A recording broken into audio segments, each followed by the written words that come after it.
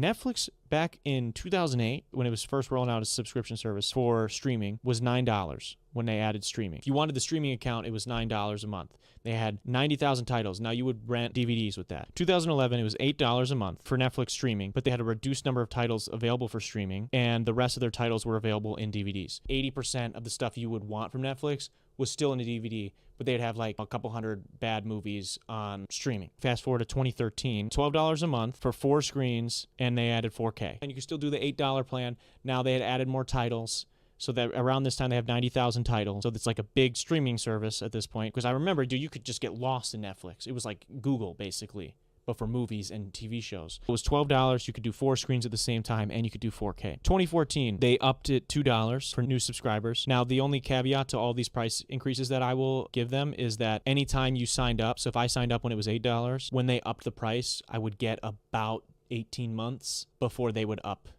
my subscription. Anybody who's signing up that day is going to have to pay the 12. You, because you signed up beforehand, get to keep paying 8 for around 18-ish months. In 2014, they add another $2. They remove HD. So you either pay the $2 more for the premium version to get HD, which you were already getting before, or you just have to stream in regular standard definition. It's just hilarious because essentially what they're doing is they're just removing a feature you already had and then being like, oh, well, if you want that feature back, you got to pay for this. It's like, well, wait, I already had it. That's the issue with streaming. Could you imagine if you bought a movie, director's cut, came with all the behind the scenes documentaries, all the you could want, and then somebody came up to you a couple years later because now that that's more valuable or inflation has gone up, they come over to you and they're like, hey, you don't get the how we made it unless you want to pay us 10 more bucks. We sell that separately now.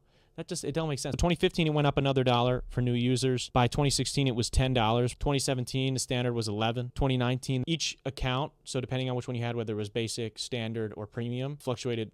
Basic and standard went up $2. Premium went up $3. So now at 2020, which is wild that it went up in 2020, because what are we doing in 2020? We were all inside watching Netflix, watching HBO, watching whatever, and they were like, yo, we know you need it right now because you got nothing else going on. You're going to go crazy. We're going to up the price just a little bit. By 2022, the regular plan at $9.99, then standard plan is $15.99, and you got premium at $19.99, and then later in 22 they added their $6.99 with ads as like one of the last streaming services to not have ads.